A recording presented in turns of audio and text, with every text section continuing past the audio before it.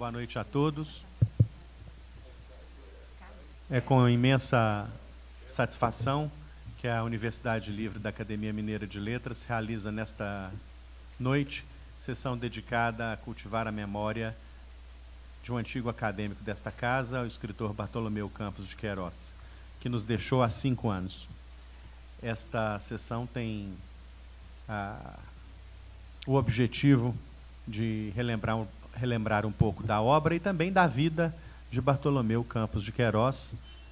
Afinal, esta é uma das razões da existência da Academia Mineira de Letras, cultivar a história, a memória e a literatura.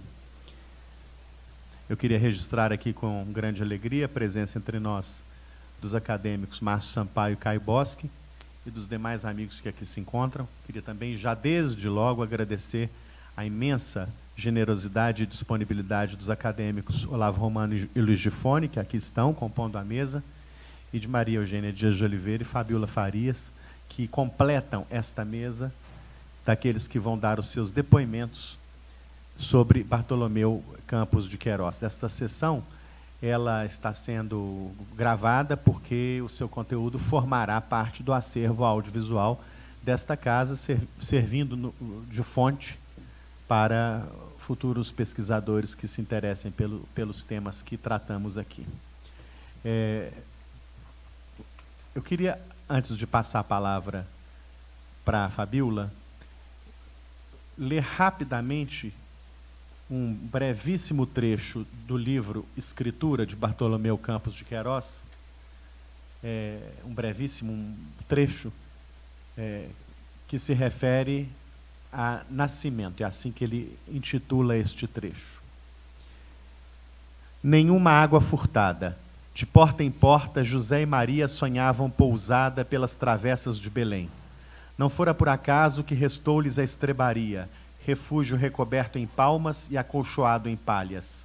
Ao por ali se adentrar, a quase família sagrada não causou assombro ao jumento, nem espanto ao boi. Vendo-se intrusa, Maria acariciou com olhos e desculpas os animais já despertados para o sonho. O gesto da mulher afagou em graça o coração das criaturas. José fez crescer um fogo para aquecer o frio, se por ali ele se atrevesse. Maria, pensativa, suspeitava vigília pela noite que caía. Lá fora, o luar abrandava o escuro e voos povoavam de cascata e asa a claridade. O céu se bordava com estrelas. O vento trazia lembranças do mar no cheiro da maresia. Era singular a noite, sem contudo inquietar os insetos que sussurravam evidências às raízes. E as raízes confidenciavam notícias às pedras que se faziam preciosas. Beija-flores, sem licença, se aninhavam entre a lã das ovelhas. As ovelhas permaneciam fiéis aos pastores, que já não ousavam falar às flautas. Nos ninhos, os ovos se adiantavam em filhotes. Galos afinavam as gargantas para acordar com louvores os ouvidos. Nos ramos, os botões se apressavam em flores, tudo para o absoluto milagre. Mesmo o trigo se amadureceu para o pão, as uvas se mostraram prontas para a liturgia. As aranhas desfizeram as redes e se puseram mansas entre novelos e seda. As serpentes traiçoeiras e ferozes, agora indefesas pela beleza. Gabriel abriu de par em par as portas do firmamento.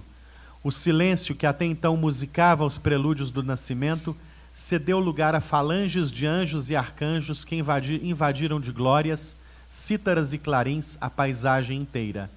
Santos e profetas, querubins e serafins se debruçavam nas constelações.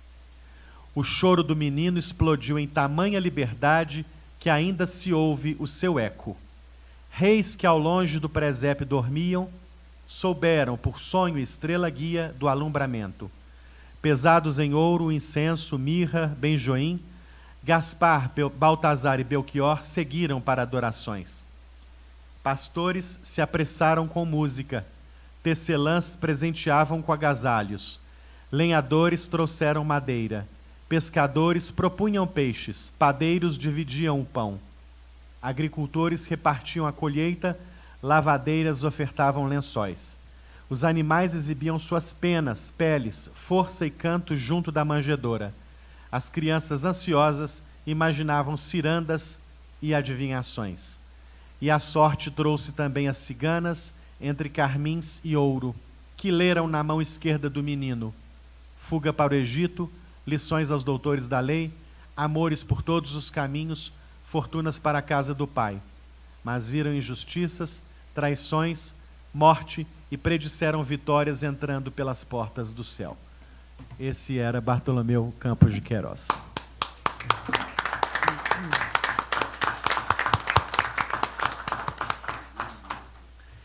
Registramos agora com alegria a presença também entre nós da acadêmica Ieda Prates Bernes. Vamos ouvir agora Fabiola Farias. Bom, boa noite a todas e a todos.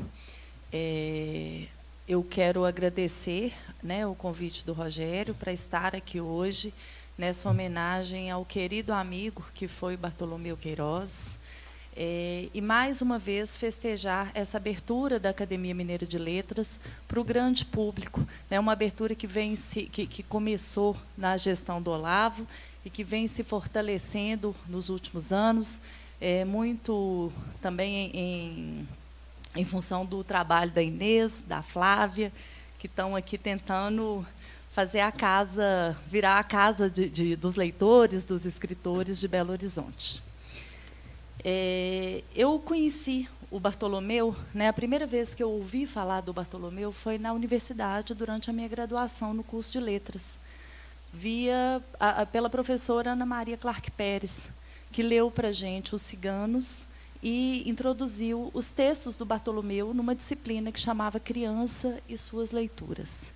Durante muitos anos eu li o Bartolomeu, mas não o conhecia pessoalmente, não era uma amiga, não era uma das melhores amigas ainda, né, Márcio? Coisa que todo mundo, Márcio estava contando ali, que todo mundo se achava, o Bartolomeu fazia com que todos os seus amigos se sentissem os seus melhores amigos, os amigos mais queridos. Muito tempo depois, né, desse primeiro contato com os ciganos na universidade, eu trabalhava numa livraria, a Livraria da Travessa, e encontrei o Bartolomeu. O Bartolomeu era um frequentador da livraria, e ali nós começamos a nossa relação de amizade e, especialmente, a nossa relação de militância, né?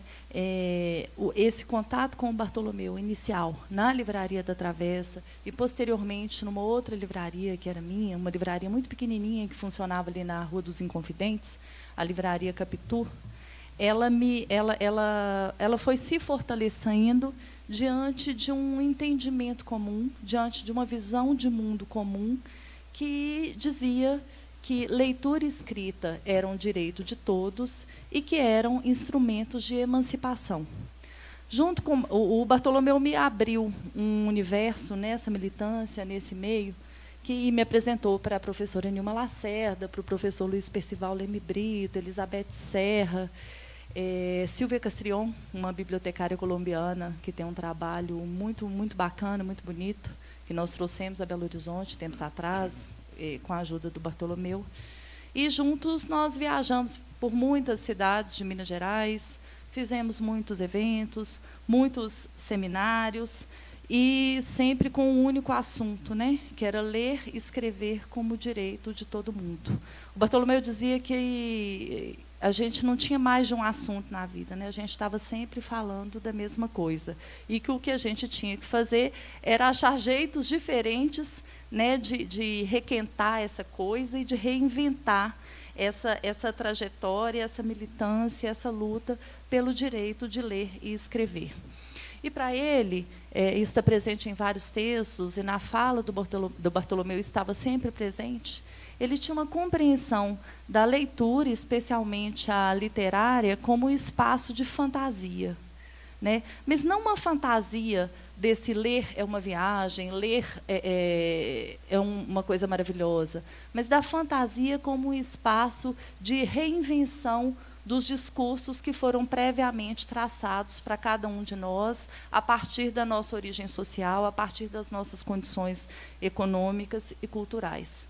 Então, a leitura, e especialmente a de literatura, como forma de emancipação, né, como uma fantasia que me permite imaginar uma vida diferente da que eu tenho pela palavra, né, pela palavra escrita e pela palavra lida, ela virou ela se transformou numa marca dessa militância e de um grupo de mediadores de leitura, de um grupo de profissionais, de gestores públicos, de pesquisadores, que acabou se formando em torno dessa concepção de leitura, em torno dessa concepção de educação para a emancipação por meio dessa fantasia, uma fantasia política, não uma fantasia fantasiosa, né? E tem a epígrafe dos ciganos, e trata muito bem disso, que ele vai dizer: nunca aprendi a leitura das mãos, mas se as contemplo, acerto sempre pela fantasia. Né? Então, é dessa fantasia, desse lugar de construção e de reinvenção de uma vida que começa na organização simbólica da linguagem. Era nessa perspectiva que a gente trabalhava juntos, né, que nós trabalhamos muitas vezes, em muitos lugares desse estado e desse país, pela formação de leitores. Um pouco em 2009, o Bartolomeu organizou, junto com pessoas, com a Fundação Nacional do Livro Infantil e Juvenil, com a Casa Luiz Freire, de Recife, com o Instituto Ecofuturo, e depois outras instituições se juntaram, o Movimento por um Brasil Literário. É um MBL muito diferente do MBL que a gente tem aí hoje, né, gente? Então, era um movimento que existe ainda hoje, muito mais fraco do que quando ele começou. E o Bartolomeu escreveu o manifesto do Movimento por um Brasil Literário, que virou um documento amplamente divulgado nesse meio, né, da cultura, da educação, onde as pessoas estão preocupadas com leitura e escrita, que é um documento que convoca a sociedade, mais do que o poder público, né, não só o poder público, mas a sociedade a trabalhar por um Brasil leitor, né, pelas condições de participação na cultura escrita, para que as pessoas possam, mais do que ler e escrever, né, e aí eu acho que está muito impregnada essa ideia da fantasia, que é compreender o que a gente faz quando a gente lê e escreve, e do que nós estamos privados quando não lemos e quando não escrevemos. Então, muito resumidamente, o Movimento por um Brasil Literário levantava essa bandeira, né?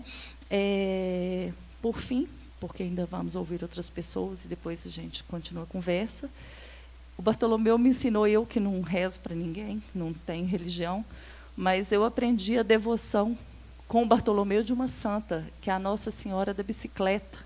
Uma santa que ele falava assim comigo: a gente tem que rezar muito para a Nossa Senhora da Bicicleta para que ela nos dê equilíbrio, porque a única coisa que a gente está precisando hoje em dia para seguir em frente é ter equilíbrio. Então, era: Nossa Senhora da Bicicleta, dê-me equilíbrio, muito equilíbrio.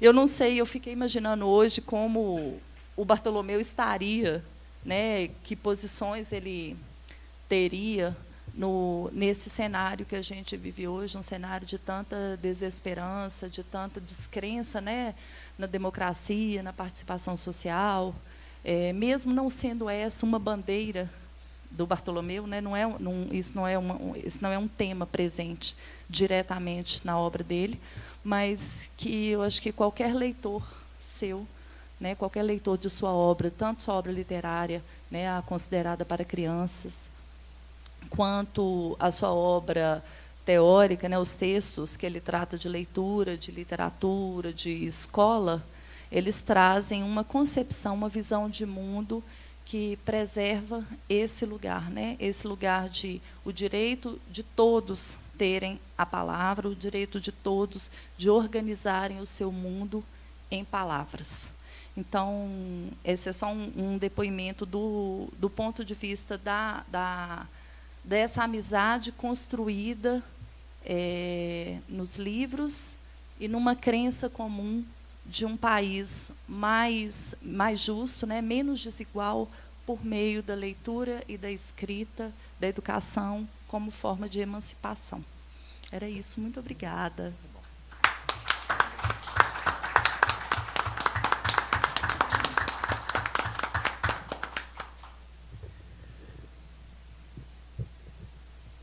Gostaríamos de registrar também entre nós a presença do acadêmico Patrus Ananias de Souza, que fez o discurso de recepção a Bartolomeu Campos de Queiroz, quando ele aqui tomou posse na cadeira de número 26. Vamos ouvir agora Maria Eugênia Dias de Oliveira. Quando me chamaram para vir falar aqui, a Flávia me perguntou qual tema que eu trataria. Eu falei que eu gostaria de tratar a literatura do Bartô. Eu acho que o Bartô é a literatura, né? Que para ele a noção de mundo era a noção de literatura. E ele falava uma coisa continuamente, que existe até gravado, né, no YouTube, que ele diz assim: beleza é aquilo que você não consegue ver sozinho. Quando você vê alguma coisa bela, você fala, fulano, vem ver como é que é belo comigo. Porque ele diz, beleza tem que ser partilhada. Então, eu acho que o Bartolomeu, sobretudo, amava a beleza, né? Beleza aí entendido nesse sentido amplo, né? O belo é o bom e é o verdadeiro, né? Então, eu conheci o Bartolomeu, ele era muito novo, e, curiosamente, ele foi meu aluno, ele que tinha perfeita condição de ser meu professor. Mas eu era professora do curso de filosofia e ele foi fazer a minha matéria. Foi na época que ele lançou o primeiro livro, que foi o Pedro, né? E aí acaba que nós dois vivemos muito e um acompanhou a vida do outro. Então, eu tinha aquela convicção, Márcio, que eu era a melhor amiga dele. Todos os amigos têm essa convicção. Por quê? Todos os livros, ele me chamava para ler, me pedia para fazer correção, etc. Quando nós ficamos conversando, depois que ele faleceu, o Márcio contou esse caso. Às vezes ele me chamava e dizia, só para você que eu estou mostrando meu livro novo. Ele fazia isso com cada um, né? Então, eu tinha sempre essa ilusão, né? Não que eu queira, nem acho que não estava em nenhum campeonato, mas que eu era a confidente mais próxima, né? Então, e aí nós fomos ao longo da vida trocando assim, figurinhas de vida, de experiência, etc. Mas o que mais me encanta, aliás, aí eu queria fazer até um acréscimo, o Bartô tem obra política, sim. Ele escreveu na época da Constituinte, de 1988, ele escreveu, inclusive, com patrocínio, porque ele era funcionário da Secretaria de Educação. Então, ele escreveu 2 livros que chamam Correspondências, que são livros lindos, que é exatamente a troca das ideias do que seria a base da Constituição. Não era ele que estava determinando, o que ele imaginava que fossem os valores contidos na Constituição. E ele tem um livro, esse livro teve a infelicidade, que ele é excelente, mas ele teve a infelicidade de ter uma ilustração totalmente infantil, né? É um livro que chama Mais com Mais é Menos, né? Eu só sei assim, coisas básicas de matemática, mas eu sempre soube que menos com menos dá mais, não é isso? Dele é o contrário, mais com mais dá menos. Então, ele conta de um menino que sempre teve tudo e sempre quis muito mais, né? Então, esse livro tem um fator político impressionante. Há pouco tempo, uma pessoa, a Ninfa, né, que é uma das estudiosas da obra dele, a Ninfa Parreiras, ela é do Rio de Janeiro, tem organizado publicações sobre ele, ela me mandou um livro aqui dele, e nesse livro ela publicou algo que ele já tinha me contado, só para mim, né, ele falou que era só para mim, que ele tinha uns textos que ele queria publicar, mas não sabia para que servia. Então, os textos eram assim: quanto que dá tantas chamadas feitas na favela? Ele tinha muito esse aspecto, só que ele não era assim doutrinário, eu acho que é isso. E se você pensar que, primeiro, pela escrita que você vai percebendo e conceituando o mundo, e que ele te ensinava a desdobrar a escrita, tirar de dentro dela o que ela pode exprimir, você tem que pensar que ele era um indivíduo assim propulsor de liberdade, né? Mas ele tinha situações muito engraçadas, né? Encontrava com ele no bar, na Travessa, um dia ele estava com um sapato muito chique, ele diz assim, comprei, não sei se vocês lembram, na Daslu, lembra? Era a loja mais chique do Brasil, depois teve um escândalo, virou lixo, né? Então, comprei esse sapato na Daslu, eu falei, mas por que, Bartô? Ele falou, porque o Lula vai tomar posse, eu estou com medo de ficar pobre. Né? Então, ele era desconcertante nas situações. E hoje, uma das coisas que eu me pergunto, Eu acho que o Bartô nadaria de braçada na bobagem que nos circunda, né? Que é bobagem de todo tipo, né? Eu acho que ele nadaria de braçada. Tem hora que eu tenho vontade, né? Já perguntei, mas só que ele não responde, né? Mas, então, voltando aqui para o que eu ia apresentar, eu sempre me encantou muito a parte memorialística dele. E aí, em outros seminários que eu participei com ele tem aquele livro que o avô escreve na parede, tudo. Então, uma pessoa que estava na plateia diz assim: ô Bartô, quanto que tem de realidade na sua memória? Ele falou assim: olha, um pouco. Mas a gente não lembra só o que foi, não. A gente lembra o que podia ter sido, né?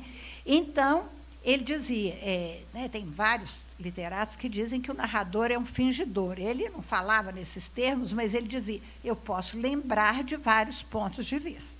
Nem tudo aconteceu, mas podia ter acontecido, né? Que a gente sabe que é exatamente a função da arte, né? E a gente lembra, né, a gente sabe disso, que um acontecimento vivido, né, ele é muito maior do que ele mesmo, porque você sempre pode tomá-lo sob diversos aspectos. Então, isso é que me encantou sempre na obra dele, e também porque essa obra memorialística é um pouco, vamos dizer, é o período mais maduro da obra dele, quando nós dois também tínhamos ficado maduros, né? E aí, lembrando, né, o tempo do velho é o tempo do passado, não é isso? O jovem pensa o futuro, né? O velho não, ele já viveu, então ele retoma deliciosamente o passado, porque se ele tentar pensar o tempo do futuro, ele desespera, né? E o passado já está perfeito, já está feito, então isso é que eu acho que ele faz assim de modo extraordinário, né? Nas conversas com a gente, ele contava da infância, contava que a infância tinha sido difícil, etc. Mas quando ele contava os casos com o pai, né, o pai aparece assim por trás daquele vermelho amargo o tempo todo, né? Porque ali você tem a madrasta, né, que cortava e o pai está ali ausente, né? Quer dizer, o pai está, não está. Mas então ele descrevia aspectos também de lembrança de atos de carinho do pai. Então, a mesma coisa ele faz com os dois avós, né? O avô que escrevia tudo na parede, eu tenho uma cunhada que é lá da região e disse que o velho escrevia na parede mesmo. Ela não foi Bartô, mas ela sabia que o velho ganhou na loteria, nunca mais trabalhou, ficava olhando na janela, escrevendo na parede, né? Então, noutra família, ele seria taxado de louco e pronto, abandonado, né? Mas o Bartô fez dele uma figura grandiosa. O outro avô, que era o avô que tinha o olho de vidro, e o Bartô tinha o olho de vidro do avô lá na estante dele, né? Então, ele diz assim: meu avô, com um olho ele via a vida, com o outro, que é de vidro, ele não via nada, mas ele imaginava, né? Então, e o avô todo dia saía para namorar. Então, ele ficava fazendo carinho na avó, não é isso? E a amiga do avô teve uma doença de fígado, depois o fígado nasceu, não foi? Então, assim, ele vai só sugerindo. Então, eu acho que é extremamente rico. E aí, nessas figuras todas, a figura grandiosa é a professora, né? Então, ele conta, depois tem um livro até que eu acho assim, né, é um livro mais infantil, que a mãe ensinava com letras de macarrão a escrever. Mas a dona Maria José era a figura mais grandiosa do mundo, né? Então, ele vai tomar a figura da professora, ela vai aparecer em quase todos os livros, né? E ele dizia assim: eu chamava Bartolomeu Campos Queiroz, ela chamava com o nome, meu nome, o de um avô e do outro. Eu queria ter mais nome para chamar mais tempo, né? Então, é interessante assim, quer dizer, ele vai te desconstruindo a realidade e vendo o que é o gosto da realidade. Eu acho que o Bartô era muito isso. Ele sabia mostrar para você o outro lado das coisas, né, que está na sua frente, mas você não vê, né? Então, a figura da professora é grandiosa, é o exemplo dele, e ele tem um livro que se chama Meu Professor Inesquecível. Aliás, não é dele, são vários autores, tem a Marina Colassante, tem vários outros. E quando o Bartô escreve o Meu Professor Inesquecível, ele diz: são vários os meus professores inesquecíveis. Então, ele enuncia o avô, o outro avô, uma que chama Maria Mutum, Maria Mutum era empregada do avô. Ele diz assim, pelo tempo, ela sabia o que ela devia fazer. Então, se estava chovendo, ela fazia frango com quiabo. Né? Pelo andar do meu avô, ela via o que ela devia preparar para ele. Então, ele diz assim, Maria Mutum nunca soube ler, nunca soube escrever, mas me ensinou mais do que tudo na vida. Né? Então, eu acho que essa abertura, sabe, essa consciência de que as coisas existem. Outra questão aqui é exatamente quando ele vai tomar o aspecto religioso. Né? O Bartô se dizia não crente, etc., mas era religiosíssimo, né? Ele, inclusive, foi educado em colégio de padre. Né? Então, ele tem esse livro, A Escritura, que é maravilhoso. Ele tem um livro que chama Um Menino Perfeito, é um menino perfeito, completo, né? Que é um menino no Amazonas, que você vê que é a figura de Cristo de novo. E ele tem o livro de Ana. Né? O livro de Ana, ele pega uma leitura que o mundo foi criado em 4 dias. Né? E é a Santana, porque tem aquela Santana que ela tem um livro, não tem? Tem uma que ela está sentada numa cadeira e tem um livro, e tem outra que ela está com a Nossa Senhora sem livro. Muito possivelmente, ela não tinha livro nenhum, né? Mas então ele pega o livro da Santana e vai mostrando que a Santana ensina para Nossa Senhora. Então ele retoma muito, a mim parece, essa questão da tradição. Você sempre tem alguma coisa a aprender com quem você viveu, né? Com aquela que fazia o serviço da casa, com o avô que escrevia na parede, com o outro avô que não escrevia nada e morreu assassinado. Então, sobrou só o olho de vidro e deram para o Bartô. Se era verdade ou não, você não sabe. Né? Mas, pelo menos, ele disse, dava para imaginar que era. Né? Então, eu acho que essa figura, assim, a figura da professora, da pessoa que ensina, para ele é a figura luminosa. E eu acho que a obra dele foi muito isso. Né? Ela é uma obra que ela deixa um intervalo entre as palavras para você imaginar o conteúdo. Né? Ele costuma dizer assim, viu com os ouvidos, né? Ele inverte, né, as situações todas, e você vai sendo levado a esse tipo de raciocínio. E vai mostrando, por exemplo, que o costume, isso que a gente chama instância moral, você vai aprendendo ao longo da vida. Né? Quer dizer, ele não fala em nenhum momento em erudição, não é isso? Mas é um fulano assim que nasceu erudito, porque o que ele punha tinha esse sentido assim fino de cultura. Né? E nessa parte toda que ele falava, né, ele diz assim, ó, tudo depende de minha memória, eu não conheço borracha para apagar a memória. Memória não tem filtro e armazena tudo. Memória a gente não rasga, não joga no lixo, não lava com sabão. Memória é o sentinela que nos vigia sempre. A memória não vê, mas não tira o olho. Vai somando vida afora. Tudo que a gente olha, ouve, toca, come, cheira, a memória não esquece. E, de repente, transborda mais rápido do que enchente.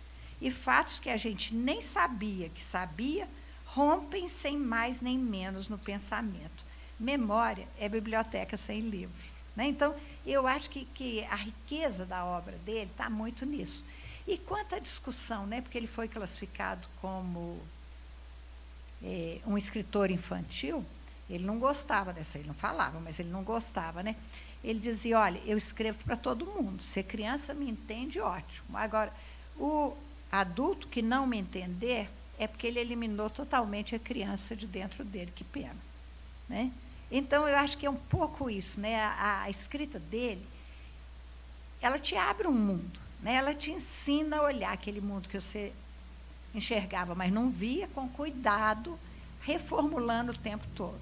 E me encanta muito essa parte da memória, porque, queira ou não, nós todos vivemos numa época em que, né, a modernidade sempre deu ênfase, foi no futuro. Né? O futuro é que é o perfeito, o futuro é que é o lugar da perfeição. E ele mostra muito essa trama da vida. Né? Texto, né, significa o que é tecido com vários fios. Eu acho que é isso que ele descreve muito bem. E descreve muito, você vai vendo a vida dele, vivida ou imaginada, e ele, em determinados momentos, por exemplo, naquele livro Para Ler em Silêncio, ou naquele Tempo de Voo, né, que ele fala da velhice, ele fala muito sobre essa necessidade de preservar a sabedoria. Então, aqui tem um texto, né? Esse texto é para ler em silêncio. Olha aqui. Só a escrita preserva o passado, o futuro, e ressuscita aquilo que parecia sepultado. Ela vive no tempo mais que perfeito. Até o mais que perfeito dele não é só a designação, né? A escrita torna palpável duas emoções intocáveis, o passado e o sonho. Feitas do ontem e do amanhã, escrever é abrigar o que foi feito e mais, gravar o ainda por fazer. Escrever é preservar o passado e promover rupturas. Então, eu acho que um pouco Bartô nisso, ele é uma leitura que é uma leitura que sempre pode ser renovada, né? Porque você se encontra com as palavras e você se encontra com o momento que as palavras vão tomando sentido. E exatamente por isso, né, eu não conhecia o Fio da Palavra. Esse ele não me mostrou como melhor amigo. Logo que ele morreu, saiu publicado o Fio da Palavra, né? E ali ele pega aquela aranha, né, que vai tecendo os fios, né, da vida, né? E quando ele começa a conversa e termina e diz assim: a vida é um fio, mais fino que a linha da aranha. Tem uma ponta no nascimento e a outra, eu não sei não, né?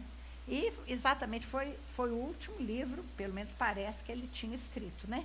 Tinha escolhido, tanto que ele foi muito bem impresso, etc. Então, eu acho que o Bartô, ele é um pouco isso.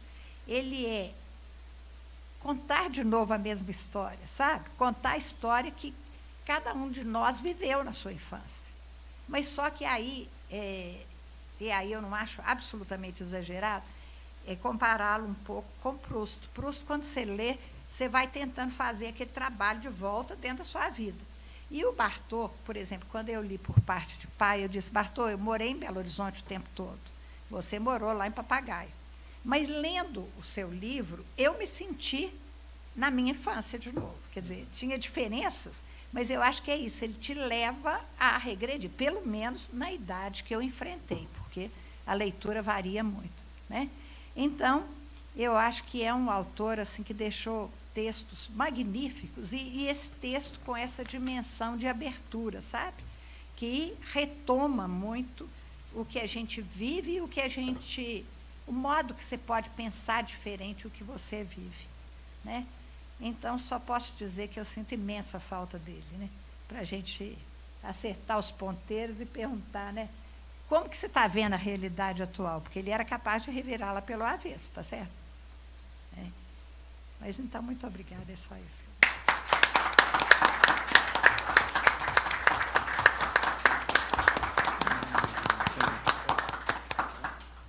Muito obrigada, Maria Eugênia Dias de Oliveira, pelas suas palavras. Vamos ouvir agora o escritor acadêmico Luiz Gifone. Boa noite a todos. Obrigado, Rogério, pelo convite. É um prazer muito grande estar aqui para celebrar a memória do meu melhor amigo, o Bartô. Eu achava também que ele era meu melhor amigo, viu, Márcio? Nós temos que arrumar um critério de desempate. E então, eu me lembro de uma vez, estava falando aqui da Nossa Senhora da Bicicleta. Ele contou a história da Nossa Senhora da Bicicleta. Eu falei assim: olha, a Nossa Senhora de minha devoção é a Nossa Senhora da Batalha de Lepanto. Eu falei: mas da Batalha de Lepanto? Eu falei assim: sabe o que é? Essa Nossa Senhora ninguém conhece, então ninguém reza para ela. Na hora que você chegar lá rezar para ela, vai te atender na hora. Então, era a Nossa Senhora da Batalha de Lepanto. Mas eu conheci o Bartô lá na Miguelim, quando eu dirigia a Miguelim. Ele queria fazer um trabalho notável, fez um trabalho notável. Eu apresentei para ele, na época eu tinha escrito um livro de cosmologia para crianças. Eu tenho o meu lado de literato, de literatura, de amante da literatura que eu sou, mas eu também transito bem na matemática, na física, tanto que eu me formei em engenharia, depois eu fiz pós-graduação em astrofísica, e então eu escrevi um livro sobre cosmologia para crianças. Aí o Bartô olhou o livro e falou assim, ô Gifone, não sei se isso aqui é bem para Miguelinho, não, viu? Vamos deixar aí, vamos ver. Bom, resultado, ele nunca publicou o livro. Mas depois, em 1988, eu tinha ganho o prêmio da Nestlé e ele foi a pessoa encarregada de fazer o discurso de saudação aos premiados. Gente, ele fez um discurso tão emocionante, aquela velha história que ele contava da mãe fazendo a bandeira do Brasil com o ovo, depois o macarrão, chuchu e tudo mais. Pô, eu não tinha ouvido a história ainda, eu fiquei emocionado. Eu falei, pô, o Bartô é magnífico. Fiquei emocionado ali, naquela Bienal. A gente se aproximou bastante, ficamos amigos desde então e continuamos a amizade nos encontros lá na Travessa e, posteriormente, lá na Quixote. E o Bartô sempre dizia que ele ia morrer logo, que ele ia morrer cedo. E eu falei, que é isso, Bartô? Eu falei assim, olha, o cigarro me envenena, mas eu não consigo largar do cigarro. Eu estou com problema nas artérias, nas veias, está tudo entupido, mas não vou. E eu não vou parar de fumar. Entende? E eu tive certeza desse problema do Bartô, porque um dia eu fui visitá-lo lá no Life Center, e na hora que eu estou entrando no quarto, ele tem um problema sério e ele é tirado, chega logo a porção de enfermeiro e tira o Bartô já desacordado, levando para o CTI. Então, esse foi o meu último contato com ele e realmente foi triste. Eu sempre me lembro dele, com aquela pessoa com uma enorme capacidade intelectual, né? Ele transitava muito bem entre a fantasia e a metáfora, ele tirava minhoca do asfalto, ele conseguia, a hora que eu achava que um texto que eu fosse escrever já estava bom, o Bartô não, ele ia numa dimensão extra e arrancava a coisa bonita lá das palavras que ele tão bem entendia. E essa simplicidade, essa capacidade contrastava com a simplicidade do Bartô, que era uma simplicidade com uma determinada honra. O Bartô detestava estrelismo. A gente sentado, conversando, passava um fulano assim, ele falava assim, não é nada não, mas esse cara fica querendo aparecer demais.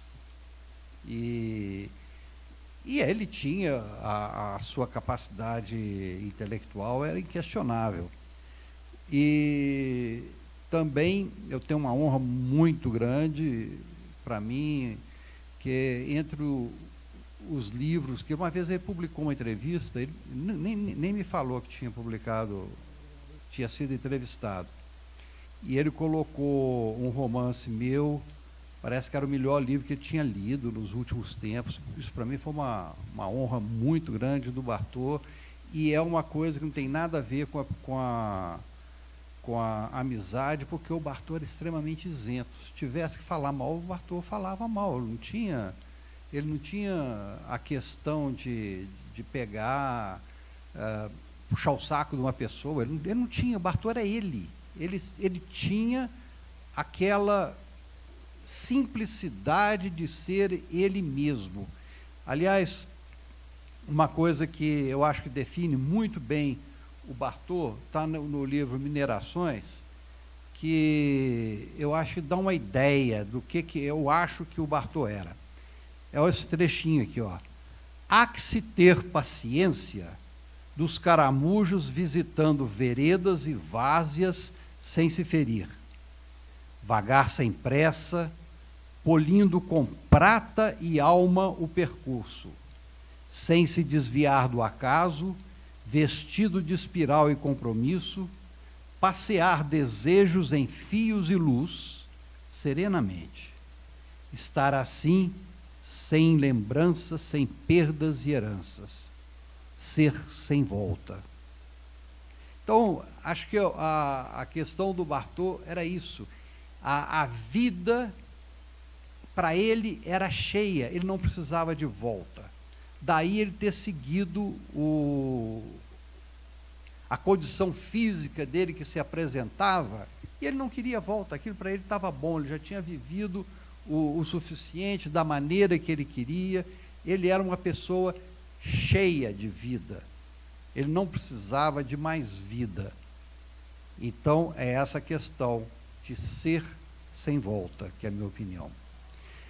Bom, quando o Bartô morreu, eu tinha acabado de ler, aliás, antes, já tinha acabado de ler o Vermelho Amargo, que eu acho o grande livro do Bartô, Vermelho Amargo. Todo mundo talvez discorde, todo mundo tem um livro que acha melhor, que acha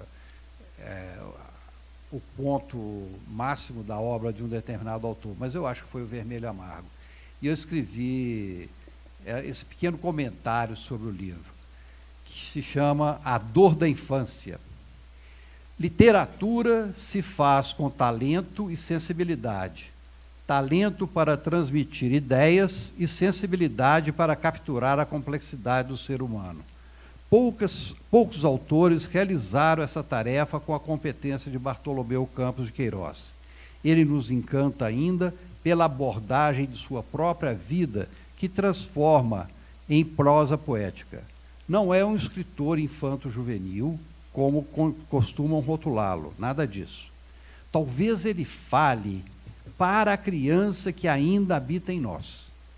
Criança que talvez carregue memórias dolorosas da infância, com frequência obrigada a crescer à força e na marra, empurrada pela vida. Prova disso é seu livro Vermelho Amargo. Nele vemos um menino sensível e observador retraçar os passos da paixão de uma família cuja mãe foi substituída por uma madrasta que possui ingredientes de conto de fadas. Ela distribui pouco amor, pouco carinho, pouca atenção e até pouca comida. Um simples tomate sintetiza com dramaticidade a dor da perda. O pai alcoólatra pouco contribui para minorar a falta. Vermelho Amargo tem gosto de pouco, de falta. A dor profunda se mistura à memória numa linguagem que executa verdadeira sinfonia à língua portuguesa, a palavra precisa, a reflexão intensa. Tudo isso em 70 páginas de texto. Vermelho Amargo fala direto ao coração e faz sashimi desse coração com uma faca de gume afiado, pronta para cortar fundo cada fibra de nossa sensibilidade. E serve o prato ainda com o sangue da memória bem quente, bem líquido, a escorrer diante dos nossos olhos. Então, é essa a impressão que ficou para mim do Vermelho Amargo, e são essas as impressões que a saudade do Bartô hoje volta nessa homenagem que a gente está prestando para ele, e que eu tenho certeza de que todos aqui presentes foram sempre os melhores amigos dele. Muito obrigado.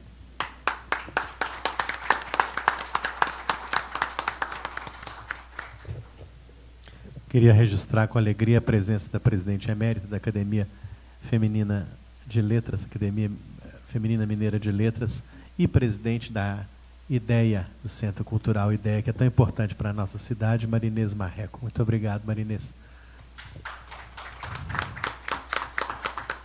Aliás, quem ainda não conhece o Centro Cultural IDEA deve conhecer, porque é um centro dinâmico, ativo, interessantíssimo, que existe graças ao idealismo da Marinês e a paixão que ela tem pela literatura. Fica ali na Rua Bernardo Guimarães, 1200, numa sede maravilhosa. Com a palavra agora, o escritor acadêmico Olavo Romano.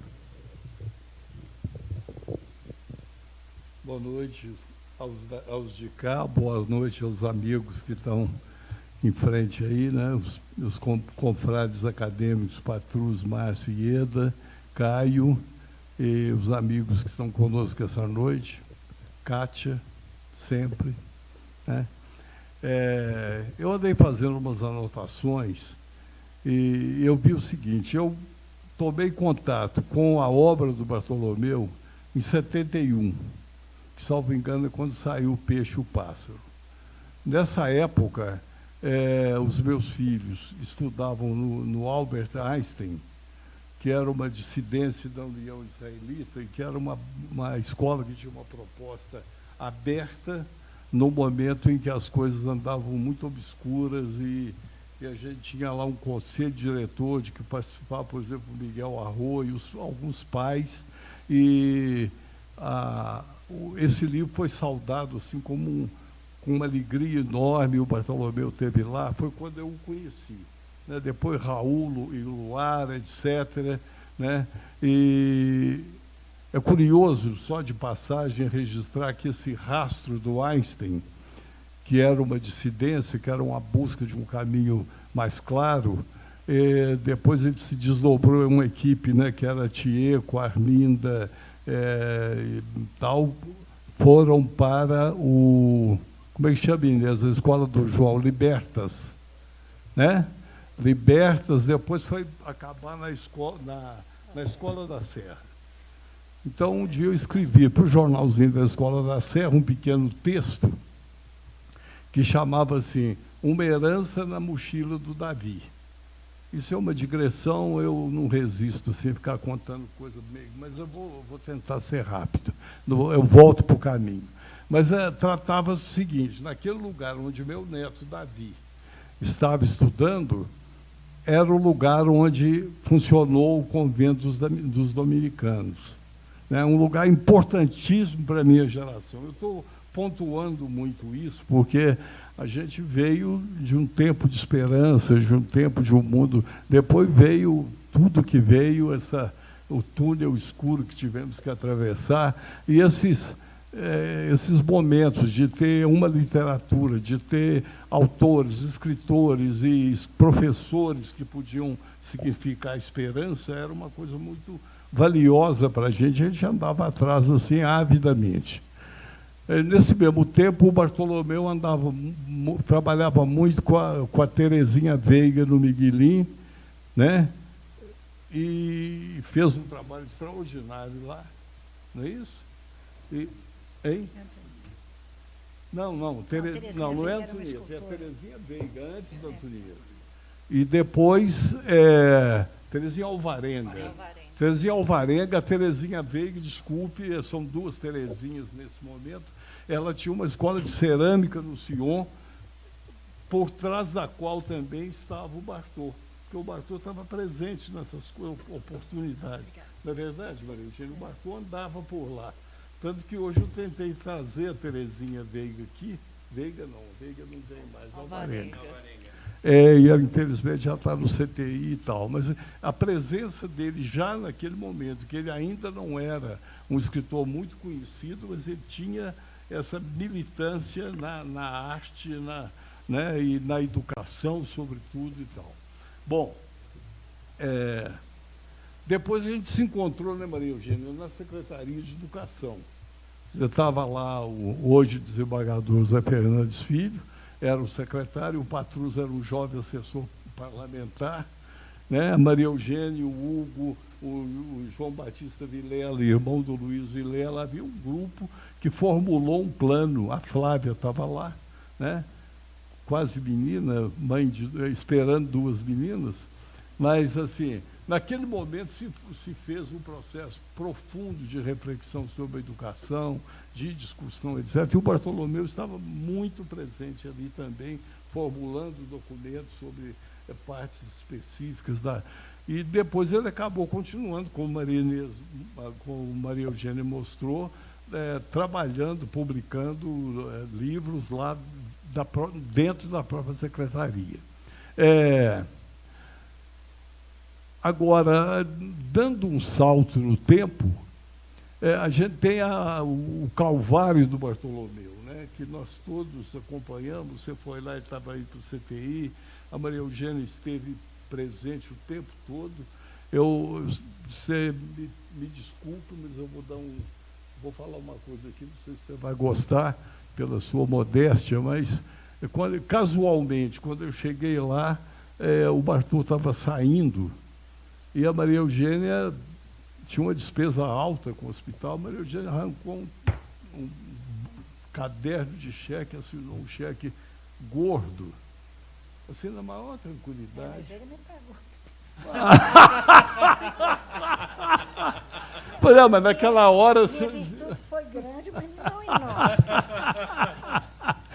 Pois é, mas pagando ou não, você assinou, você se responsabilizou. Aliás, Eles falaram, ou paga tal coisa, ou não fazendo tal pagamento. Mas uma coisa curiosa do Bartô, essa coisa do melhor amigo, lembra o França Júnior. O França Júnior tinha essa arte de fazer todo mundo pensar que era o seu melhor amigo. Então, é uma arte que eu não sei de onde os dois tiraram, né? Mas é uma coisa... Só Nossa Senhora da Bicicleta que ajuda nisso. Né?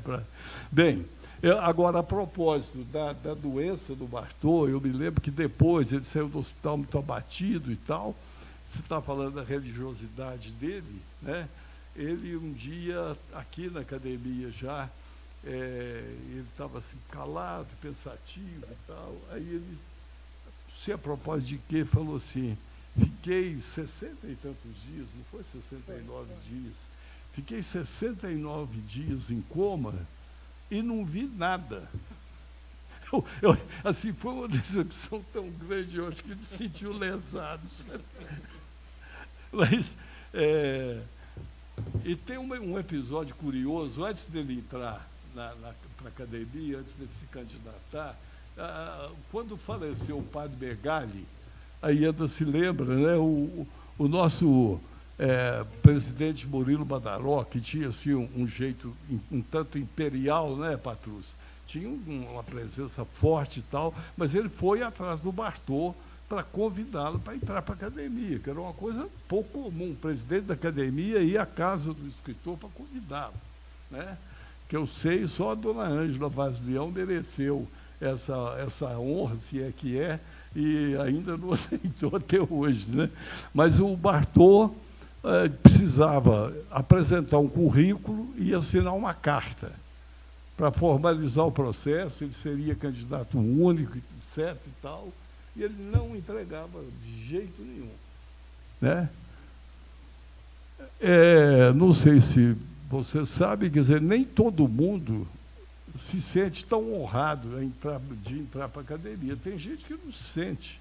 Né? Alguns compadres nossos, na juventude, juraram que jamais entrariam para a academia. Quando já estavam menos jovens, acabaram entrando. Mas, assim... eu mesmo fui convidado pelo Vivaldi num momento em que, na minha vida, que não estava muito favorável, não disse sim, e ele disse depois que eu só entraria depois da morte dele. Né?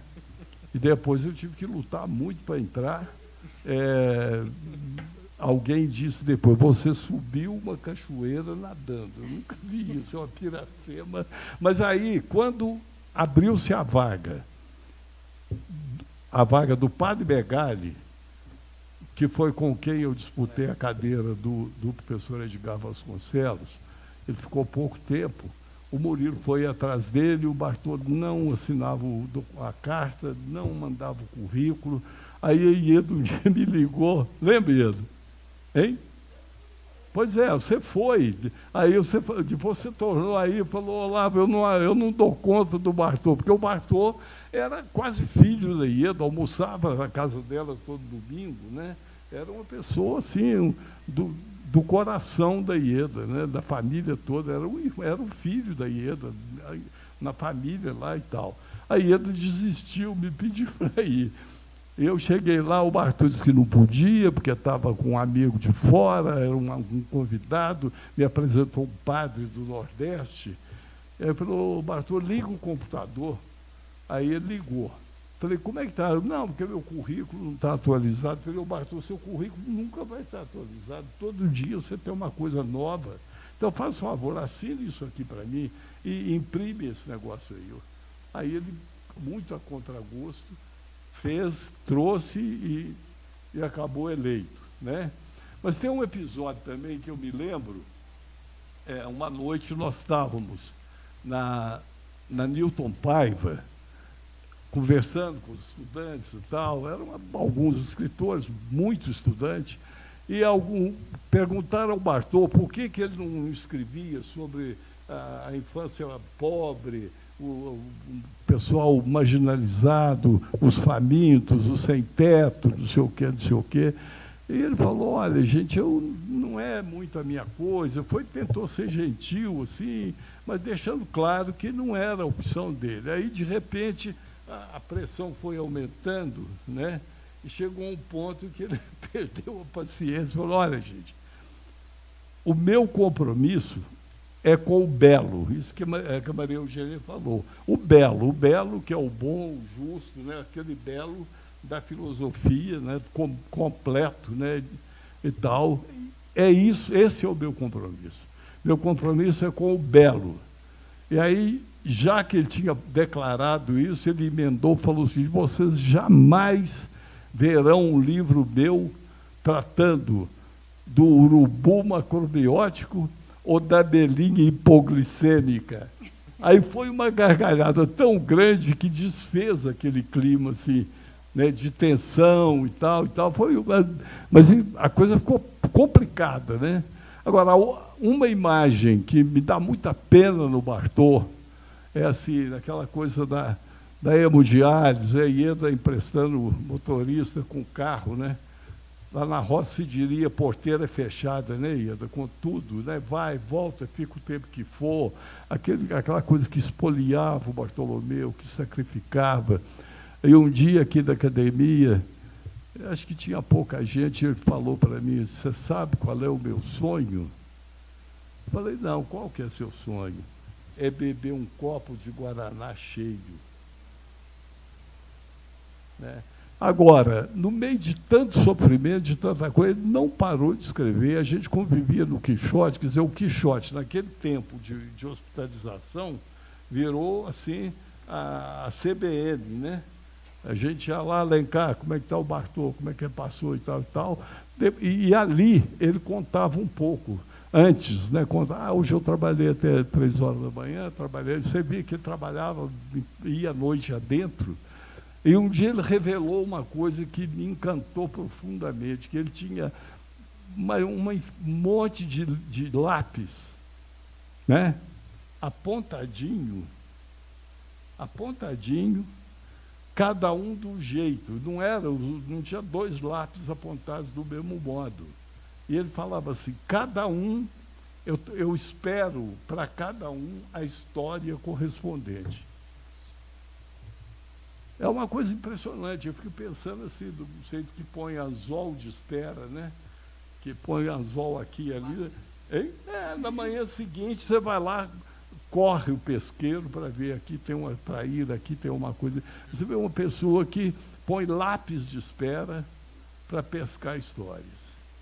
É isso que eu me lembro dele, que eu compartilho. Ele sempre vivia, eu sou movido por afeto, né? Repetia, eu sou movido por afeto. Boa lembrança, É isso, gente, com muita saudade, mas é um privilégio ter convivido com ele e tê-lo aqui nessa casa, né?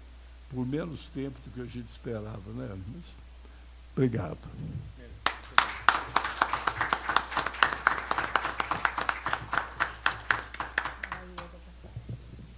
Muito obrigado, Olavo. Vamos passar, por favor, Guto, o microfone para a acadêmica Ieda Prates Bertes.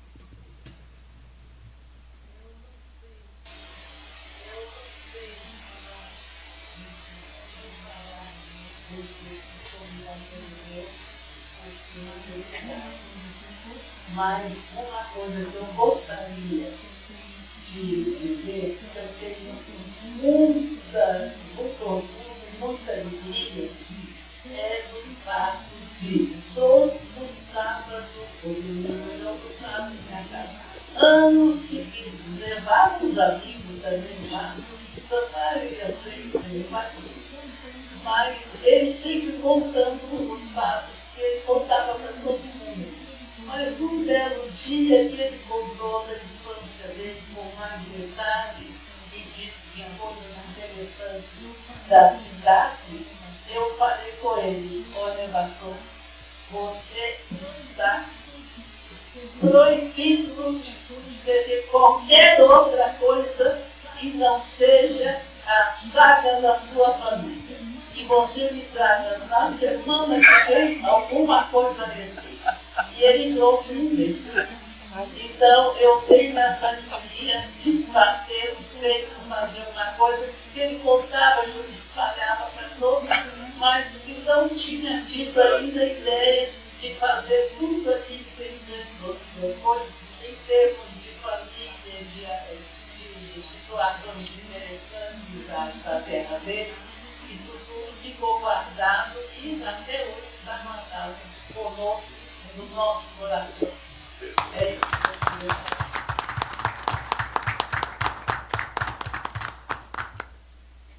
que eu queria comentar uma parceira do Batom que por acaso me comentou, acho que todo mundo deve conhecer, que é a generosidade. E por sorte eu tive 2 livros de poesia, um deles o Batom foi na minha casa, sentou junto comigo e fomos escolhendo a ordem em que os poemas iam ser apresentados. Foi o Batom que deu a ordem ao livro. Então isso é inestimável. Eu tenho certeza que eu não sou a melhor amiga do Batom, porque ele fez isso com muitas pessoas. Ele fez isso para muita gente. E o meu outro livro, eu dei a ele para ler, e ele escreveu um texto. Eu pedi para ele, faz bem pequenininho para botar na cor da capa, e ele disse: eu queria escrever mais, mas você pediu para ser pequenininho, então. E ele escreveu, que deve ter sido uma das últimas coisas que ele escreveu. Porque o livro foi publicado em 2012 e realmente ele já tinha morrido quando o livro foi publicado. Então, essa generosidade dele, eu acho que não pode deixar de ser registrada e lembrada aqui.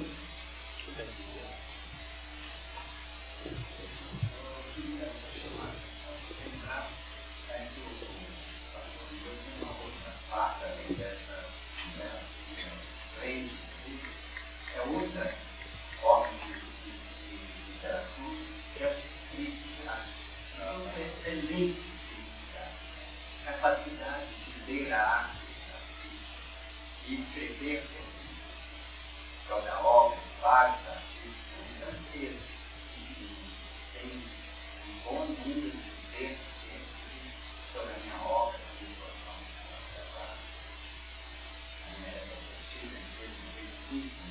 ele sabia ver a arte de uma maneira muito especial.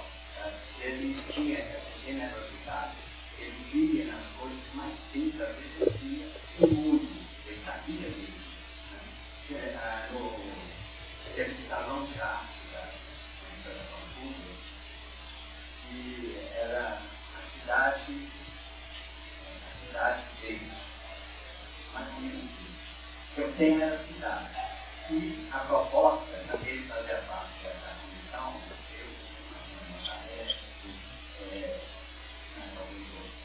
a proposta era levar a arte que fazia fora, a arte do povo, para o museu e a arte dos artistas para a rua.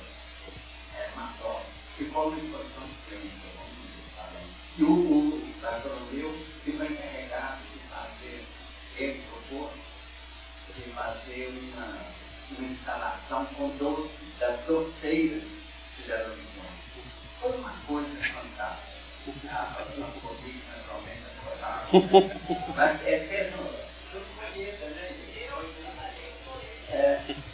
fez uma instalação só com doce. Mas era uma coisa extraordinária. Ele fazia com doce, ele ficava montando, ele criando aqueles painéis. Eles falavam, nós temos que ajudar para ele acompanhar a genialidade. Uma hora ele estava trabalhando muito lá no Rio de Janeiro você que dirige vai comprar muitos quilos de fubá bem amarelo. Fubá, você dá para mim. Aí, muito longe, peguei vários quilos de fubá e trouxe devagarinho. Sabe o que ele fez? Ele mandou jogar o fubá todo no chão e pôs apenas umas, como é que fala isso? Foi para destacar alguma coisa? Em branco, como é que fala? É um almoço, pedaços de madeira branca, vários tamanhos. E quando eu vi, tinha pães que ele pôs em cima de toda a qualidade. Tinha pão como é que chama? De bicho, de peixe, de não sei o quê. Eu falei, mas para isso que você me fez, sabe? Impressionante. Eu disse, não fala. Então, foi uma das coisas mais bonitas desse salão. E ele foi pegando, foi buscando, ele já conhecia muito roteiro, fabricando a gente já tinha a ideia de fazer, por exemplo, fazer um tapete e tudo mais. Bom, outra coisa que eu queria ainda sobre crítico de arte, a gente participou de várias comissões de seleção e premiação dos salões aqui da Cidade e de outros lugares. Aí a gente ligou para comentar, às vezes, aquela obra precária, artista, tem o seu, ele fala, esse artista tem que ser respeitado, muito precário, muito má. Porque naquele lugar onde ele vive, onde ele trabalha, ele é uma pessoa importante que é casado. Eu acho que então é essa, quando eu combino muito essa ideia, tem que ter esses artistas da gente. Tem jeito, principalmente as músicas, tem jeito para cantar, mas ela tem uma importância naquele local. No clima de arte social. Então a gente não pode se expressar, mas ele fica ali com a maneira também crítica, né? O que é o salão, que deve ser a evolução.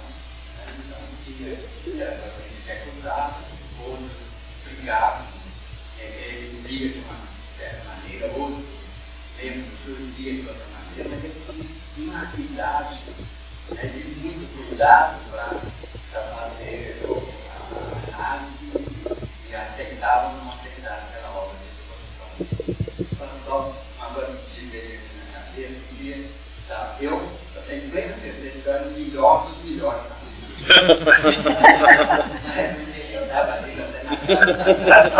Outra amiga, grande amiga, não sabe falar. Nem tanto, né, Márcio? Noutra categoria, né? Essa outra amiga é menos do que Mas isso de madura, já infante. Aí ele fez uma coisa maravilhosa. O amor é como a lua. Primeiro enche, depois pingua.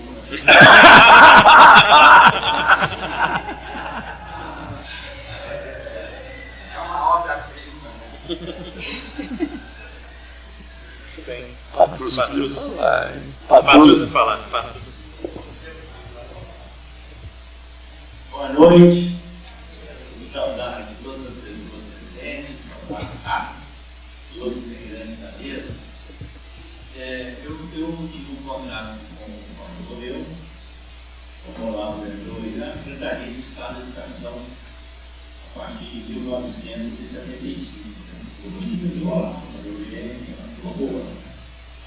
E a partir daí eu comecei a acompanhar a obra dele. Quando ele me convidou para fazer um discurso de recepção da academia, eu mergulhei realmente toda a obra do Romeu. E depois voltei a ler, escrito mais algumas coisas sobre ele. Eu me mostrando um clássico da literatura. Exatamente essa questão de literatura infantil, de forma de perfil, serve para quem não perdeu o espírito da infância. Você tem que distinguir o espírito da infância e o infantilismo. Questão platônica, encantamento de algo para dentro, essas coisas. E a Maria Eugênia tocou um texto que sempre me interessou muito. Ela falou assim mesmo, que é a relação da autoprocura com o Lúcio. Porque, na verdade, os dois têm da infância uma referência muito forte. Como foi muito bem colocado também aqui, os dois tinham um compromisso com a realidade e com aquilo que poderia ter sido. Porque imaginar, tudo imaginado, concebido, a memória passa também pela imaginação. Por que não registrar na memória o que foi sonhado, o que foi desejado? Então, é claro que existem entre os dois diferenças também visíveis, né? Por exemplo, trabalha com frases e textos mais curtos, de derramamento, aquela coisa e tal. Mas eu vejo essas convergências muito fortes também, nesse sentido do resgate da infância, dessa dimensão mais elástica da memória.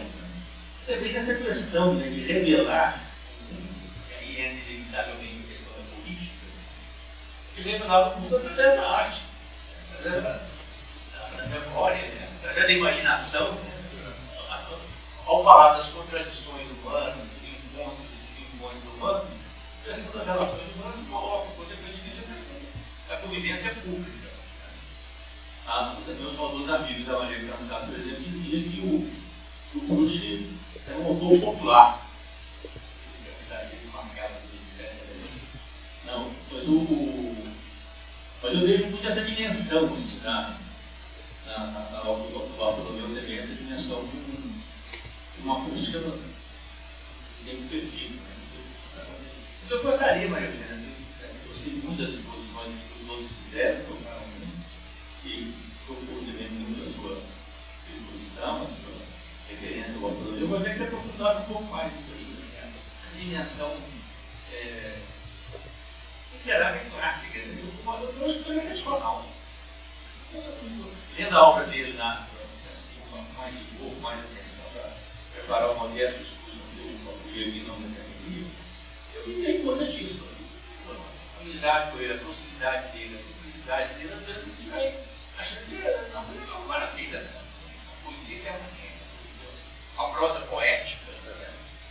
Então eu gostaria dessa dimensão mais forte da obra dele, inclusive essa dimensão mais universal, que eu venho encontro uma sintonia com isso, é vamos mudar um pouco mais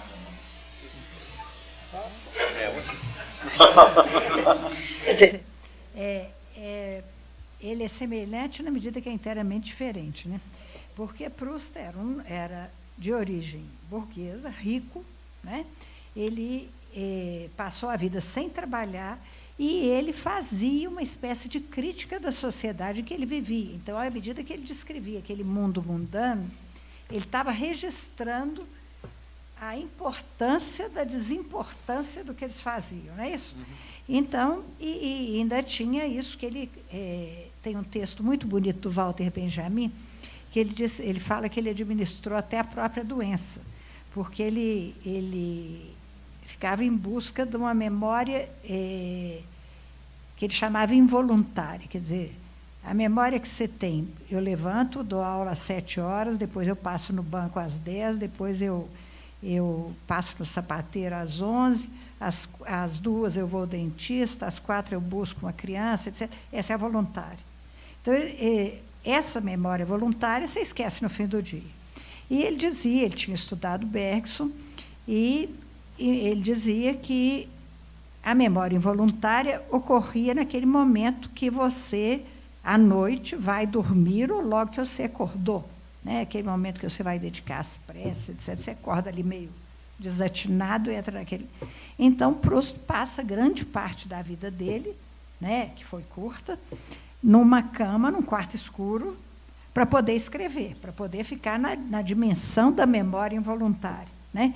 Então, nada disso ocorreu com Bartô. Né? O Bartô, ao contrário, foi um trabalhador incansável. Por exemplo, no final da vida dele, essa parte que você disse que ele fazia conferências, né? Ele viajava o Brasil inteiro, ele só se queixava de uma coisa: eu sou chamado no Brasil inteiro, menos em Minas Gerais. Ele falava isso sempre. Em Belo Horizonte, né? Em Belo Horizonte, particularmente. Então, ele falava para professoras, etc.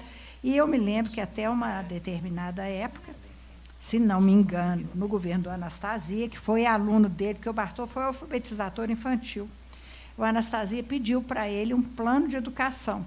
Falou: não precisa não, reúne aí professoras com mais de 10 anos de magistério. Agora, faz um debate entre elas e pede para elas sugerirem o que é importante em educação. Né? Ele criticava muito assim, a teoria, né, de que a gente vive na universidade, pessoas que nunca deram aula para criança, imaginando escolas ideais, tão ideais que não atingiam objetivo nenhum prático, né? Nem mesmo ensinar a ler. Né? Então, ele criticava muito isso e mostrava que essas pessoas é que tinham teoria. Então, ele tinha muito... por isso que eu estou falando, ele é muito diferente, porque ele tinha a vinculação, inclusive, de poder trabalhar para sobreviver. Né? Ele chegou a produzir algum dinheiro, etc., mas sempre com esse trabalho muito grande. Né? E já doente, ele trabalhou muito. Mas, fora isso, o que eu acho interessante é que, se você se entrega à literatura, você é levado de volta um pouco ao que você viveu. Entendeu? Seu avô não escrevia na parede, não tinha olho de vidro, etc. Mas, se você teve avô, você é levado de volta. Nisso é que eu comparo a Proust. Né?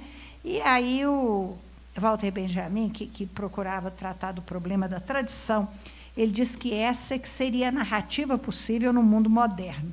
Né? Que no mundo moderno você tem a narrativa onde você não tem mais o herói, né? Você tem um herói isolado, que é o burguês. Então, que essa narrativa do Proust é que retomava o que era a trama social e o aspecto que você vai chamar ético. A gente sabe que a política é a administração do ético, né? Do costume, não é isso? O ético é o costume, que isso é que daria vida à sociedade. Então, ele cita Proust como a possibilidade de narrativa. Ele faz um texto sobre os 10 anos da morte de Proust. Né? Walter Benjamin, quando escreveu, Proust era vanguarda. Eu acho o Bartô um pouco isso. Quer dizer, pelo menos a época que a gente viveu, eu estou falando quem tem a minha idade, eu tenho 69 anos, né? Foi uma época que hoje você não tem mais nenhum sinal dela. Né? Foi uma época que desapareceu. Na sua desimportância, mas desapareceu. Né? Então, eu acho que ele não teve esse objetivo, mas fica ali um registro do que você passou para chegar aqui.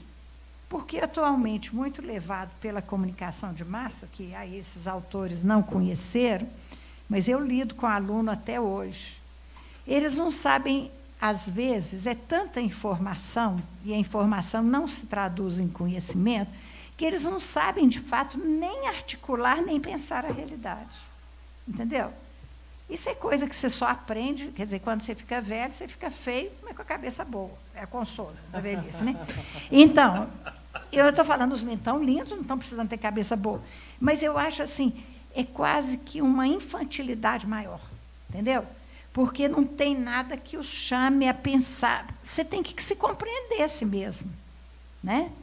E as pessoas ficam perdidas nessa exteriorização, que é um consumo extremamente hedonista, né? Mas sem fim. Né? Então, nisso é que eu acho que esse tipo de literatura é interessante. Ele te faz se encontrar com você mesmo, na sua diferença e na sua especificidade. E eu acho que em Proust, apesar de eu não ter pertencido a nenhum dos salões que ele pertenceu, é a mesma impressão que eu penso. Quer dizer, qual que é o tempo perdido? Né? O tempo perdido é aquele tempo da memória. Né? E lembrando que a gente vai fazer tempo da memória já, né, na melhor idade. Né? Você só vai ter memória quando você já viveu. Né? Mas que é algo importante, porque, ainda mais no momento atual, que você tem uma completa dissolução da cultura social, dos grupos sociais, etc., que são artificialmente homogeneizados por um estímulo externo. Né, que você fala que não há dominação, mas é evidente. Né? A imprensa arrasa, né? Essa imprensa que está aí, tem horror dela, né? Arrasa qualquer sinal de coesão em torno de uma narrativa que tem dono. que tem interesses, né? Eu fico vendo atualmente, eu olho assim e vejo pessoas da minha idade, eu acho um horror, né? Lendo Veja, acreditando, né? É a revista que cria um escândalo por semana, né? E escândalo horroroso, né? Então, como é que a pessoa em nenhum momento suspeita que aquilo ali não tem consistência? Falta um pouco, eu acho que faltou um pouco ela se encontrasse mesmo, entendeu? Então, nisso é que eu acho que o Bartô, ele acaba sendo a professora dele. Porque, do mesmo modo que ela ensinou para ele diz assim, ela tinha paciência para ouvir as minhas histórias e para saber que eu podia imaginar. Então, eu acho que ele dá para a pessoa que lê essa possibilidade de a pessoa reconstruir a própria história. Sabe? Esse que eu acho que é o grande legado da obra dele. Para mim, nesse ponto é que eu aproximo os dois. Só uma anedota sobre isso. Uma vez ele falou comigo assim, que as pessoas ficavam comparando ele com Proust, e que ele sentava na casa dele, lá na Praça Salvador Dalí, no Cidadezinha perto de Pará de Minas, né? Que ele falava assim, Proust é de Paris e eu de Papagaio. O P a gente tem em comum. Antes de encerrar, eu queria de novo agradecer a cada um dos que aqui compareceram hoje, nos presenteando com seus depoimentos, seus relatos sobre Bartolomeu Campos de Queiroz, a Fabiola Farias, a Maria Eugênia Dias de Oliveira, Luiz de Fone, ao Olavo Romano. Muito obrigado. Ao público que aqui esteve também, muito obrigado. Foi uma sessão muito bonita, muito delicada. Ela agora está gravada para que os pesquisadores do futuro possam conhecer os que conviveram com Bartolomeu de perto. Muito bem, muito obrigado a todos mais uma vez, e eu queria finalizar essa sessão com palmas calorosas para Bartolomeu Campos Queiroz.